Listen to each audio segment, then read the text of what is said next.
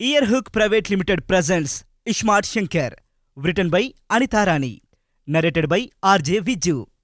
ISmart Shankar episode 23 work from home. చలికాలం మొదలైంది. పొద్దుగాల లేవన్నంటేనే భయమవుతుంది, కానీ లేచి పనులు చేసుకోక తప్పదా. గందుకే తెల్లారంగానే ఆకిలూడ్చి అలుగు జల్లి ముగ్గు పెట్టి లోపలికి వచ్చింది విజయ.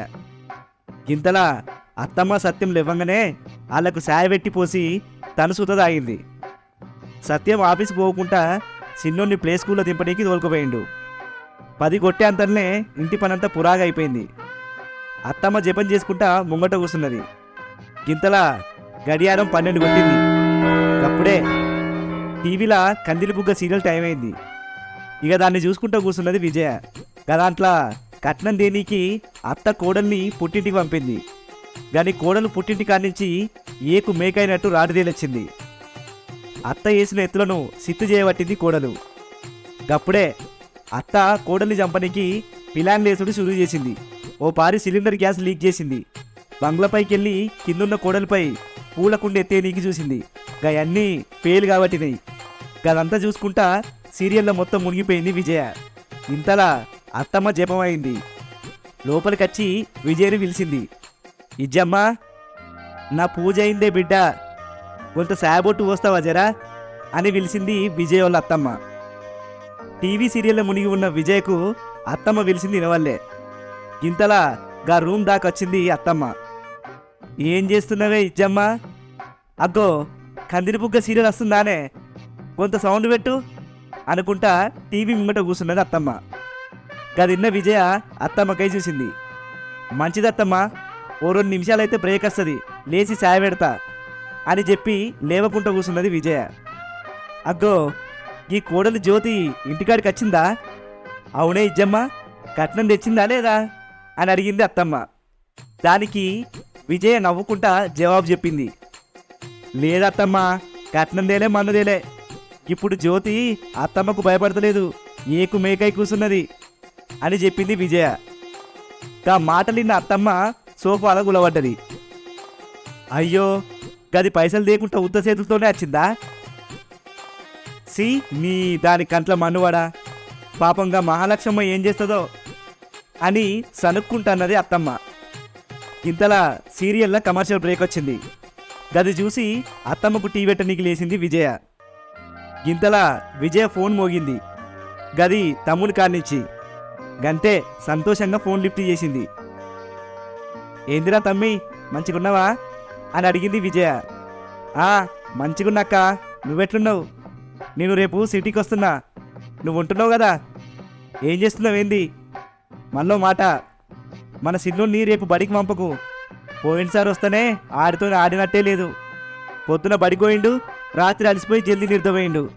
సరేనా? ఇది చెప్దామని ఫోన్ చేసిన అని అన్నాడు శంకర్. గా మాటలకు నెత్తి కొట్టుకున్నది విజయ. అర్రే, దినాము ఫోన్ చేసి మరీ గుర్తు చేస్తున్నావు కదరా. ఇంకేంది, నాకు తెలుసు కానీ అమ్మ నాన్న ఎట్లున్నారా అని అడిగింది. ఇంతలా అత్తమ్మ కాడి నుంచి పిలిపొచ్చింది. ఇజ్జమ్మ, సీరియల్ మొదలైంది రాయే అని అరిసింది అత్తమ్మ. గంతే విజయ ధన సాయిని కోపులో అడగోసింది.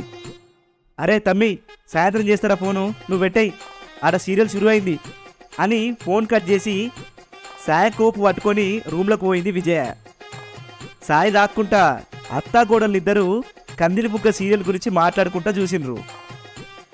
ఏమన్నా చెప్పత్తమ్మా, పెళ్ళైనాక ఈ నీళ్లకు మళ్ళా కట్నం దేమరుడేంది పిసగాకపోతే అని అన్నది విజయ. దానికి అత్తమ్మకు ఏన్నో సూది పట్టి పొడిచినట్టు సుర్రు అన్నది.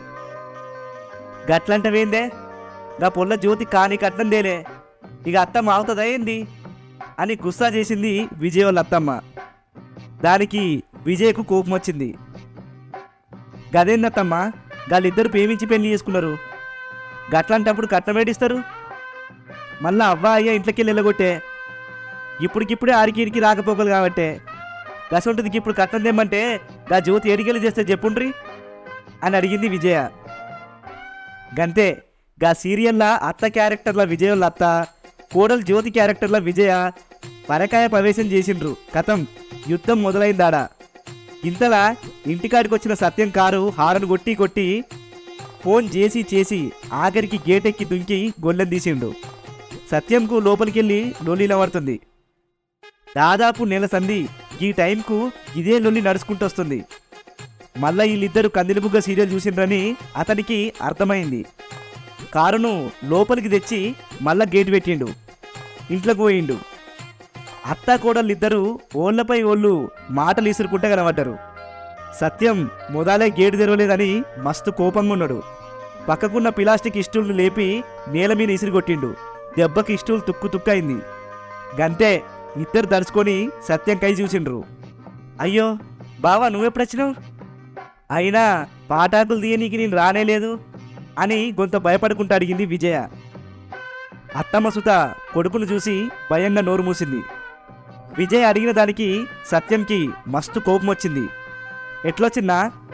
గాలి ఎగిరొచ్చిన హారన్ కొట్టి కొట్టి ఎవరు రాకపోతురి. మీరు ఈ లోకంలో ఉంటే నా ఇనవన్నీకి గేట్ ఎక్కి ఇటుకై దుంకి నేనే గేట్ తీసుకొని వచ్చిన. మీరు మల్లోపారి సీరియల్లో జోలు తీయద్దు చెప్తున్నా. ఏదో టైంపాస్కు చూడాలా, అట్ని ఇడిచిపెట్టాలా.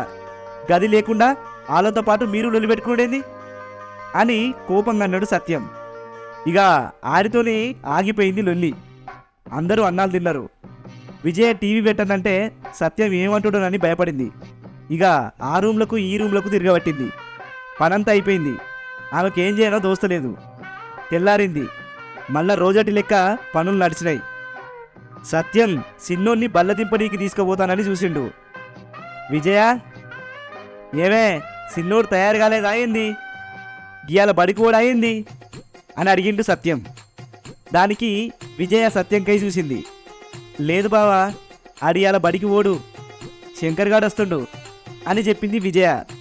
గంతే సత్యం సీరియస్గా చూసిండు. మళ్ళేం చేయనీకి ఇంటర్వ్యూకా?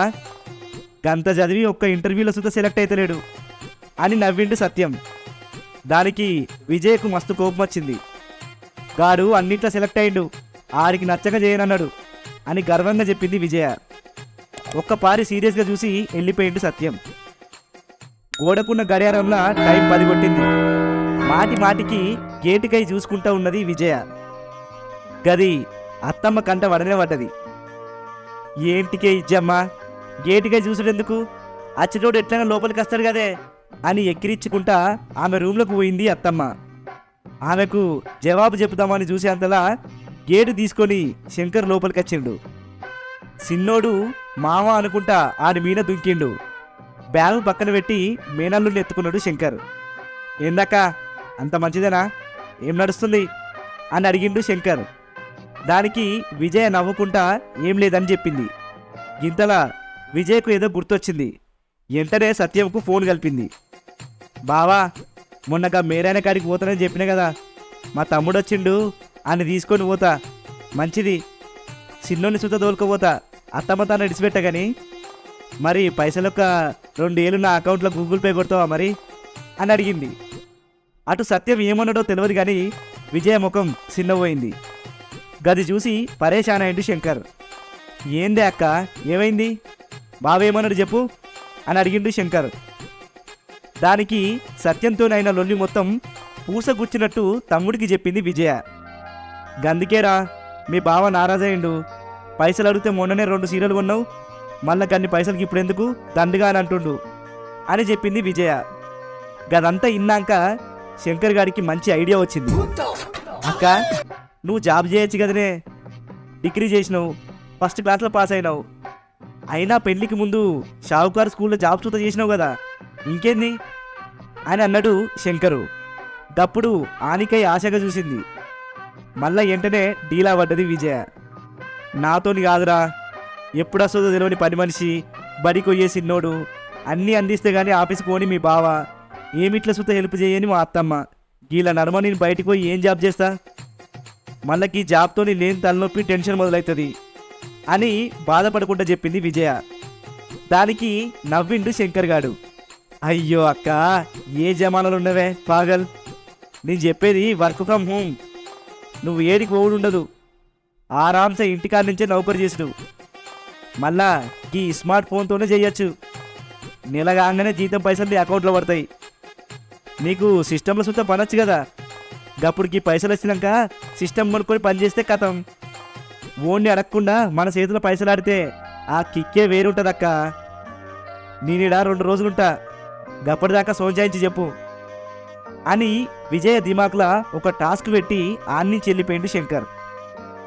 విజయ సోంచాయించుడు షురూ చేసింది. ప్రతిదానికి పెనిమిటి కాడ చెయ్యి జాపే కంటే ఇది నయమని అనిపించింది. ఎందుకంటే ఏ పూల చెట్టు కొందామన్నా, బజార్ లేదన్నా మంచిగా అనిపించి కొందామన్నా సత్యం అడిగితే ఎప్పుడు అత్తనుడు అటెనక చూద్దామనుడు. ఇని మస్తు ఇసిగిపోయింది. ఇక అడుగుడే బంద్ చేసింది. అత్తయ్యకు సుత ఓ 20,000 దాకా పెన్షన్ వస్తుంది. అందుకే చేతుల పైసలు ఆడుతున్నాయని గామెకు మస్తు గర్ర. కొడుకును ఒక్క పైస అడగదు. గామె అకౌంట్లో పైసలు పడ్డాయని సత్యం చెప్పగానే గామెకి ఏం కావన్నో చెప్తుంది. అంతేకాదు అత్తమ్మ పైసా సత్యం సుత ముట్టడు. ఇంత సోంచాయించిన విజయ ఏమైనా కానీ తప్పకుండా గీ జాబ్ చేస్తేనే మంచిది, బయట సుత ఓడలేదు, మనం ఖాళీగా ఉన్నప్పుడు పనిచేసుడు అని సోంచాయించింది విజయ. కథం తెల్లారి లేసుతోనే తమ్మునికి ఓకే చెప్పింది విజయ. గప్పుడు శంకర్ గారి దోస్తుకు ఫోన్ చేసి అక్కకు వర్క్ ఫ్రమ్ హోమ్ జాబ్ ఇప్పించిండు. ఇక ఆ దినంకెళ్ళి విజయకు కొత్త లైఫ్ మొదలైంది. పొద్దున లేసుడు, దబదబ ఇంటి పని చేసుకున్నాడు, పొల్లగాన్ని బడికి పంపుడు, అత్తమ్మ పనులు చేసి పెట్టినాక ఆఫీస్ పని చేసుకున్నాడు. అట్లా మెయింటైన్ చేసుకుంటూ వెళ్ళింది విజయ. ఒక 6 అయిందో లేదో కథం ఒక పెద్ద సునామీ ఆడబిడ్డ రూపంలో విజయ్ ఇంటికి వచ్చింది. అత్తమ్మ సాయబెట్టమని పిలిచింది. ఒక్క నిమిషం ఆగత్తమ్మా, ఇది పంపేస్తా అని చెప్పింది విజయ. ఆనాటి వర్క్ అంతా కంప్లీట్ చేసి పంపించింది విజయ. సాయి వెట్టనీకి వంట రూమ్లోకి పోయింది విజయ. గప్పుడు అత్తమ్మ ఆడబిడ్డకు చెప్పుడినమాటది. ఏందో ఏం పాడో ఈ మధ్య మీ అదిన ఫోన్లకెళ్ళి ముఖం తీసుడే లేదు. ఎప్పుడు చూసినాక ఆ ఫోన్లో ఒత్తుకుంటూ కూర్చుంటుంది. పిలవంగానే లేచి రాదు, చెప్పంగానే ఆగమని చెప్పింది రాదు అని చెప్పింది అత్తమ్మ. గా మాటలు విన్న విజయ సాయి పట్టుకొని వచ్చింది.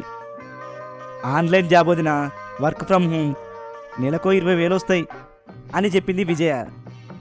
దానికి ఆడబిడ్డ సుత మంచిదని ఖుషి అయింది. పైసలు ఎవరికి సేవ్ విజయ, ఏ నీళ్లకు సన్నీళ్ళ లెక్క మంచిగానే ఉంటుంది అని అన్నది ఆడబిడ్డ. పాపం విజయ ఆడబిడ్డను మంచిగానే అరుచుకున్నది. గా రోజు కానుంచి గుండెల మూత మొదలైంది. ఇటు ఇంటి పని, అటు ఆఫీస్ పని, పిల్లగాడి పని బొంగరం లెక్క గిర్ర గిర్ర తిరిగింది. ఆమె 2 దినాల నుండి వెళ్ళిపోయింది. గా 2 వద్దులు ఇటు అటు టెన్షన్తో విజయకు సుక్కలు కనబడ్డాయి. అమ్మయ్యా అనుకుంటా ఊపిరి పీల్చుకున్నది. మళ్ళో రోజు విజయ ఫోన్ మోగింది. ఫోన్ చూస్తే గది సత్యం కాడి నుంచి వచ్చింది. బావా ఏంది ఈ టైంలో ఫోన్ చేసినావు అని అడిగింది విజయ. అటుకెళ్ళి ఫోన్లో అరుస్తుండు సత్యం. ఎందుకు ఫోన్ ఒత్తుకుంటూ కూర్చున్నావా అని కోపంగా అన్నాడు సత్యం. గదేం లేదు కానీ ముందు సంగతి ఏందో చెప్పు బావా అని అడిగింది. సత్యం సీరియస్గా చెప్పిండు. రాత్రి 7ంటికి నా దోస్తు రమేష్ గాడు ఆడితో పాటు ఇంకోళ్ళు ఇంటికి వస్తున్నారు. నువ్వు చేసిన సాంబార్ మస్తుందని అనలేదా, గందుకే గియ్యాల సుత చేయి, ఇంకా 2 వెరైటీ కర్రీ చేసి పెట్టు అని మనలో మాటకు ఛాన్స్ ఇవ్వకుండా ఫోన్ కట్ చేసిండు. గంతే ఏం చేయాలా రాములా అని తలబట్టుకున్నది విజయ. గింతలా వాళ్ళ బాస్కెళ్ళి ఫోన్ వచ్చింది. ఏంటి మేడం గిది, ఇన్నొత్తులు పని మంచిగా చేస్తున్నారని అనుకుంటే గప్పుడే తప్పులు చేయబడుతుంది. నిన్న పంపిన ఫైలే మళ్ళీ ఇయ్యాల్సితో పంపితే మేమేం చేయాలో చెప్పుండ్రి అని పావుగంట క్లాసు వీకిండు బాసు. దానికి సారీ చెప్పి మళ్ళా పంపిస్తానని 1 రోజు లీవ్ తీసుకుంది విజయ. గది మాట్లాడేటప్పుడు సత్యంకెళ్ళి 2-3 సార్లు మిస్డ్ కాల్స్ వచ్చినాయి. గది చూసిన విజయ మళ్ళా సత్యంకి ఫోన్ చేసింది. చెప్పు బావా ఫోన్ చేసినావు అని అడిగింది విజయ.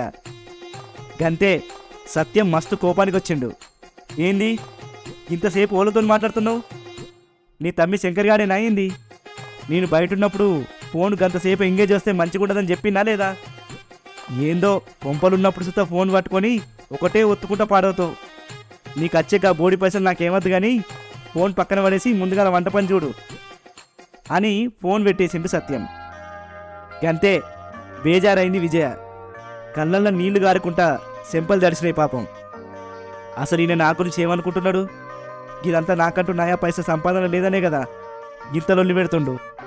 ఇంకా 2 వద్దుల లోపల నాకు పైసలు వచ్చినాక నేనేందో చూపిస్తాగు. గప్పటిదాకా నోరు జారకుండా గమ్మునుండాలని మనసులో అనుకున్నది విజయ. వెంటనే తమ్మునికి ఫోన్ చేసి పరిస్థితి చెప్పంగానే ఆడు ప్రతి పనిని స్మార్ట్గా సోంచాయించమని ఉపదేశం ఇచ్చిండు. కథం జొమాటోకి సాంబార్ తప్ప అన్నిటినీ ఆర్డర్ పెట్టింది. సత్యం దోస్తులతోనొచ్చిండు. వాళ్ళు ఆమె చేసే వర్క్ ఫ్రమ్ హోమ్ గురించి తెలిసి విజయను మస్తు మెచ్చుకున్నారు. సత్యం కిక్కురు మనకుండా కూర్చున్నాడు. ఈసారి విజయను అననీకి సత్యంకు ఏ సాకు దొరకలేదు. అంతే, ఇక విజయ్ సుత తమ్ముడు చెప్పినట్టు స్మార్ట్గా ఆలోచించుడు షురూ చేసింది. తనను అననీకి ఓళ్లకు ఛాన్స్ ఇవ్వకుండా ముందుకు పోయింది విజయ. ఇదంతా ఇంట్లో తల్లి కొడుకులకు అస్సలు వల్లే. ఏడవోతాయి బుద్ధులు. తమ్మునికి దాకా అక్క ఆడు పనిచేయడు, చేసేటోళ్ళను చెరగొట్టిండు. ప్రతిసారి టైం దొరికినప్పుడల్లా స్మార్ట్ శంకర్ గారిని తిట్టుడు షురూ చేసిండ్రు. ఇదే విషయం ఓ పారి విజయ తమ్మునికి చెప్పింది. పేరువైనంకమ్మ పెనమెత్తుకపోయినట్టు ఏడికి పోయినా నన్నే ఆడిపోసుకుంటారని మనసులో బాధపడ్డాడు smart Shankar. Of smart Shankar written by Anita Rani, narrated by RJ Viju, producer Earhook